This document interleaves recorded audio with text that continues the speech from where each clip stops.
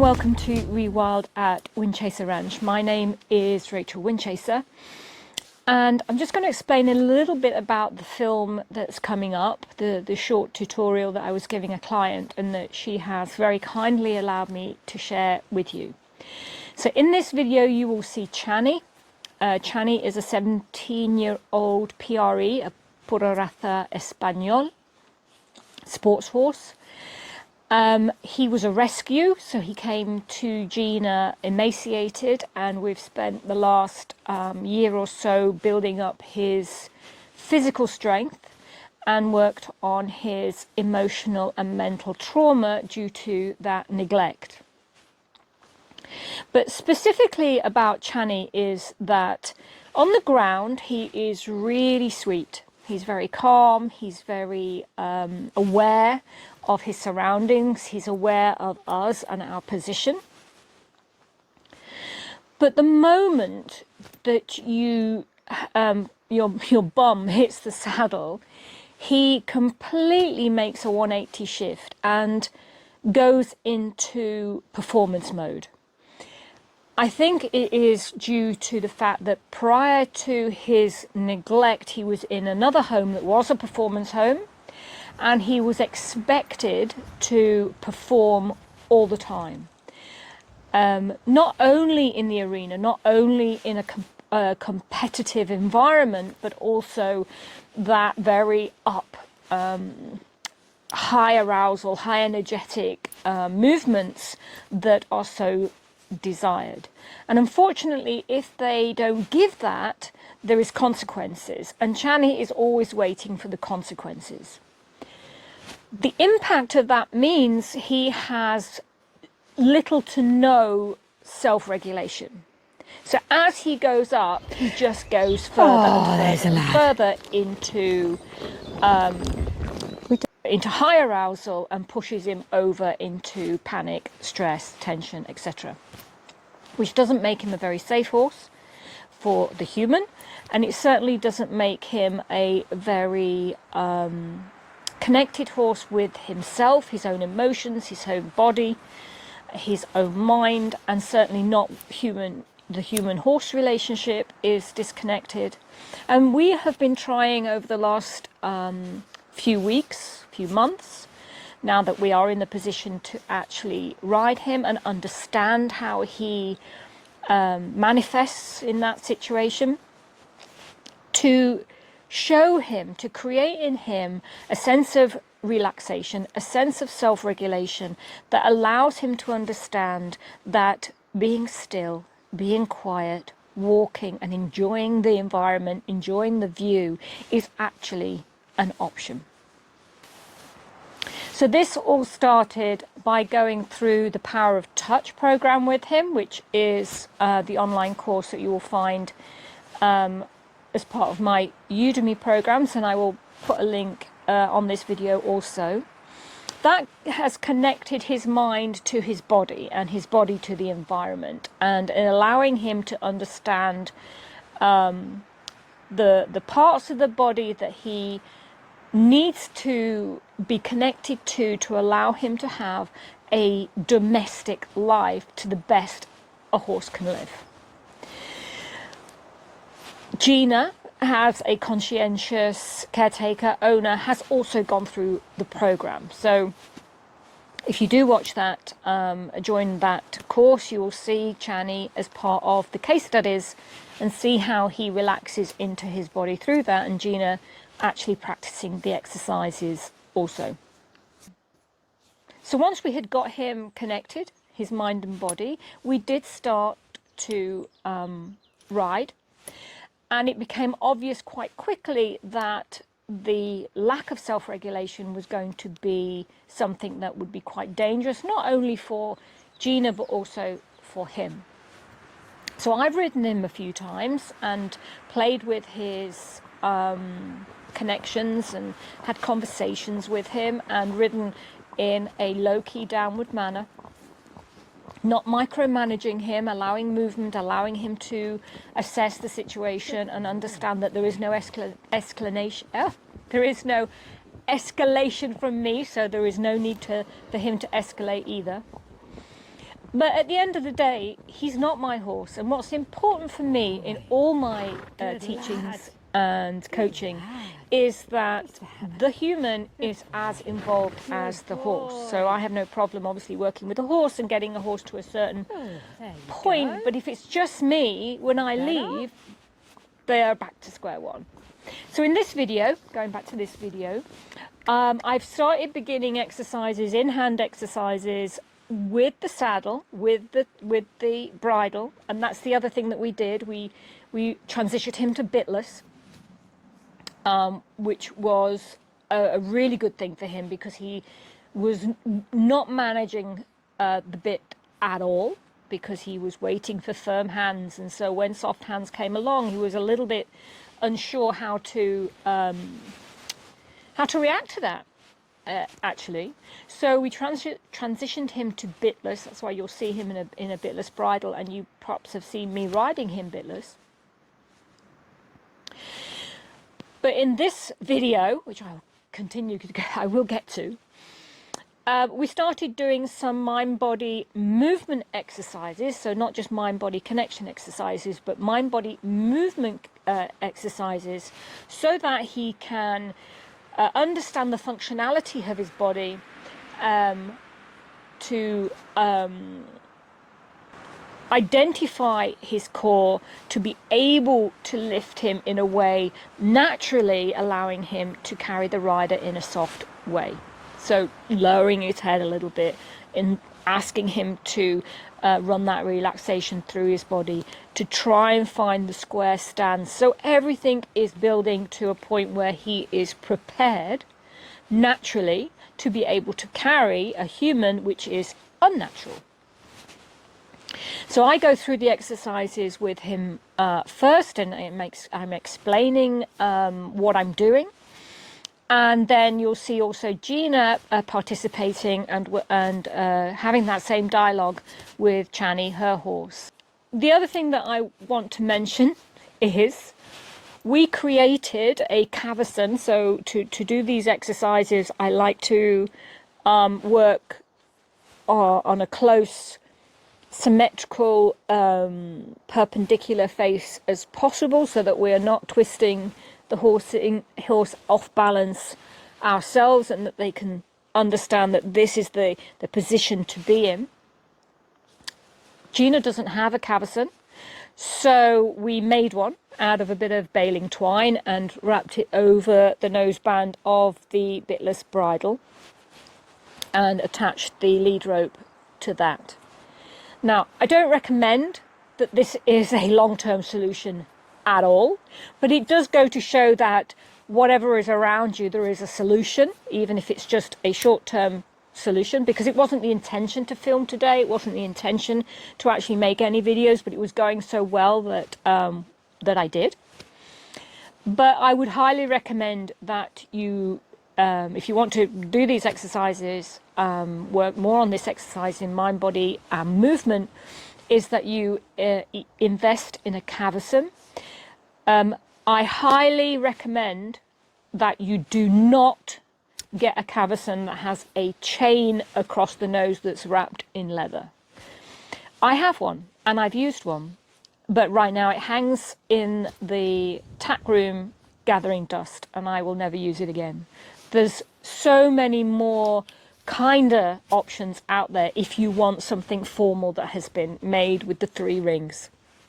Flat, nicely padded noseband with a lot of structure, with good structure, so it's not going to twist under the movements and interfere with the horse's face. But it's not necessary to have a bike chain across the nose of your horse. Even though it is a very classical piece of equipment, evolution should be in all aspects of our horsemanship. A good alternative, if you want to play with these exercises but you're unsure about how to knot it out of a baling twine, which, like I say, is not recommended. If you have a noseband, a flash noseband, but of course, again, I do not recommend the flash noseband as a piece of, as a tool or as an aid. But quite a lot of people have them hanging. Just take the the strap off and you have a little loop of leather, makes the perfect simple basic center fire cavesson. You can always add a little cheek strap to keep balance if necessary. So guys, here is the video. I hope you find it interesting and of value. Please, any comments, any questions, send them through. I'm happy to engage with you in any way I can and help you out, you know that. What we're trying to do, what you need to do is, you can practice this, is we want to create relaxation in his body. And it's good that he's tacked up, because that's when he gets the most anxious. And trying to get his head to be low and soft and create that mind-body connection. So we're connecting his mind to his body so that he can feel less anxious and less tense and less stiff, and therefore less uncomfortable. So our first thing is to see, good boy, if we can get him to stand as square as possible, because that's a good habit to get him into, so that he starts feeling balanced on all four corners, so that he can start engaging his core independently rather than having to think about engaging his core off balance. The first thing we're going to do is asking him to lower his head. So it's just a slight pressure. If he comes off balance, so he's off now his four corners to find softness through his poll and through his neck. Right now that's what we've got to play with. So it's not about being over obsessive about this four corner stance. It's the best stance to have, but right now I'm looking for softness and relaxation. So if he finds that stance more relaxing for now, then we can build in the four corner stance later. So the first thing to do is try and get his head nice and square and straight on, and with the slightest of pressure, we're just weighting the rope, which is center fixed on his nose, so that we can keep a nice straight line, with the weight of my arm. And I'm just asking him there to just lower his head a little bit. Good boy. And that's enough. We're looking for the pole to be in line with or below the wither. And then when we want to start exercising the neck, a lot of people think lateral flexion means like a doubling back. Good boy. A doubling back of the neck. It isn't. To start engaging his pole, engaging his thoracic sling, and therefore engaging his core, we just want to be starting with a shift there. Good boy. And coming back to center. Good boy. He can rebalance. He's thinking. And then we're going to shift to this side. Good boy. That's enough. That's all we need to do to begin with. And look, I have no pressure. I'm just guiding it with just the slightest of communication. And then we're going to bring him back to center. Beautiful. As you can see, the moment we sort of release and relax, he has a tendency to raise his head. So that's where his whole stress starts to build.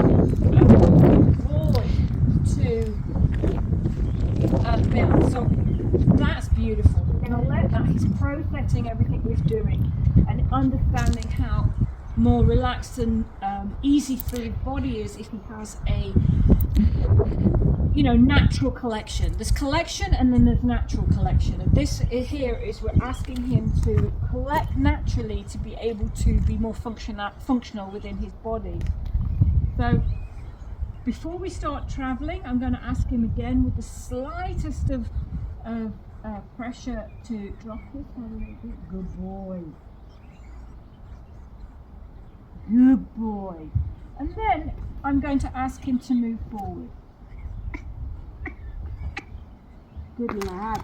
On a straight line first, and then we're going to pick up the bend, right? So we're looking for, good boy, a 10-meter circle. Now to help you, you can point your finger, so almost like you're drawing the circle, through in front of his nose. You have something to follow and he has something to follow. He's going to be following your energy. He's going to be following the path that you're drawing. Keeping your body facing forward. I'm not pulling on his nose. You can see that there's quite a lot of loose on the... Good boy. Good boy. Loose on the lead. And we're looking for a 10-meter circle. Now, if it's not a perfect circle in the beginning, it doesn't matter. What you're looking for is those moments there. There's moments of softening. There's moments of bend in his body. The fact that his inside hind is going to be stepping under, which is going to be lifting his core. He's keeping that beautiful low head. Beautiful. We're not looking for a doubling of the neck. We're looking for a smooth arc of the beautiful of the body throughout. And when you come to a stop, you're going to straighten up. Beautiful. Now, as you can see, he's not stopped straight, so we need to start encouraging him. Beautiful. To pick up the square stance naturally. So he's slightly off at the back. I'm not going to be obsessed with it. I'm just saying this is a more comfortable position to be in. This is where you can, beautiful. This is where you can engage his core. Wonderful. So now we're going to go to the other side and do exactly the same on the other side. So again, after you drop his head a little bit, perfect. Step forward, beautiful. And then go on the bend. He's stiffer this side. Good boy. Ideally, I'd like to put a little bit further behind the shoulder or at the shoulder. So in these first few attempts, he's going to need a little bit more guidance to come forward. So eventually what we want is to be holding, good boy, the rope more at a 90-degree angle and not so much at the forward angle, so that you can be here and he's going to be walking with you. But until we get this forward movement and the bend in the body, naturally we understand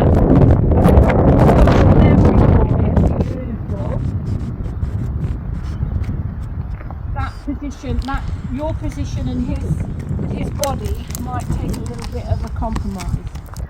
And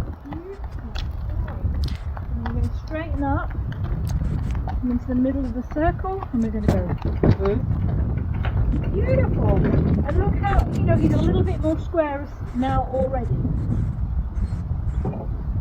Beautiful.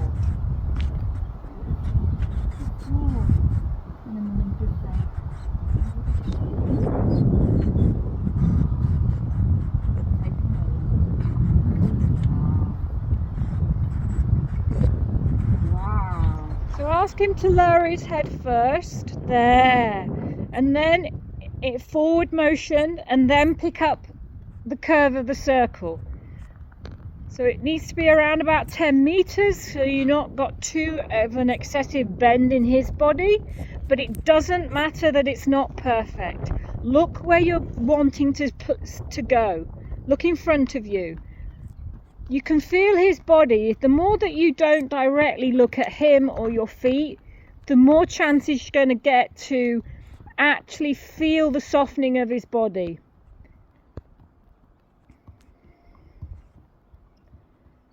So encourage him to come forward with your energy. You can click a little bit as well, so that there's very little pressure on his nose.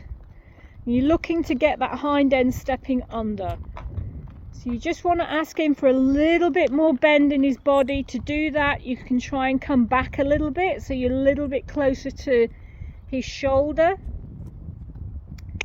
So ask him to come past you a little bit. Look where you want to be. Look, draw the circle with your eyes and your core. So your belly button should be like a laser drawing a circle. Cool. And then come into the middle of this circle. So you're going to take a slightly tighter bend to come into the center there, and then ask him to stop. Beautiful. Take a moment. You see how his nostrils are really working because he's really thinking about all these exercises that he's doing. So come to the front, ask him to take 1/2 step back to try and get him onto a 4-corner stance. Beautiful. He's lost his back legs. It doesn't matter. What you're doing is building a conversation. So then change sides. So you're going to swap hands.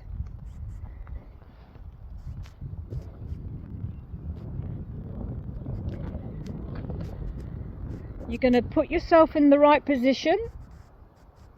So get to his side. Put your core looking facing forward so that your belly button is drawing that circle. Imagine you've got a laser coming out of your belly button. Beautiful. Don't do anything while he's processing. Let him deal with what we're doing. All of it's good.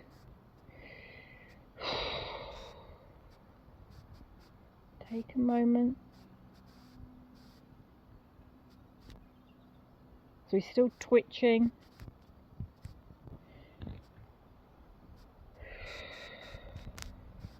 Breathe with him. Don't hold your breath.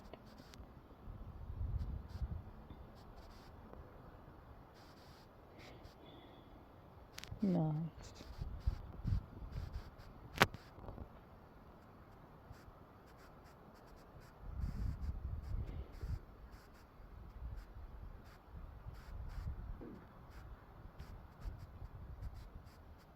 Okay, so get yourself back to the shoulder. Get your hand in the right position and ask him to go forward straight and then pick up the curve of the circle. Don't forget you can drive him with your other hand. There. There. And then take the circle.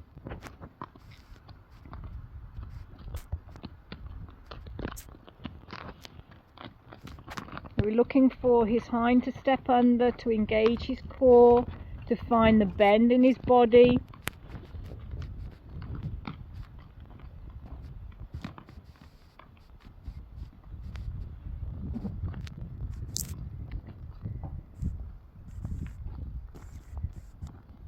Can you feel him softening in moments? Yeah, I can feel when he feels like he's walking on. Try and get him to go past you a little bit. There.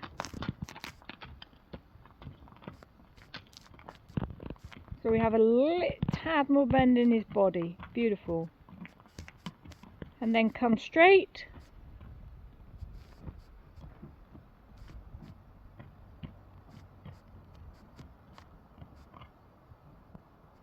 Perfect. And let him process that. Good boy. Well done. So I hope you enjoyed that little video. The sound's not great because, like I say, it was quite an impromptu filming, and there's a little bit of wind around today. But I think you will get the gist of what I was trying to express to Gina, and have that dialogue with Channie to get him connected to mind, to body, to movement. So yeah, thanks for watching. Take care. Bye for now.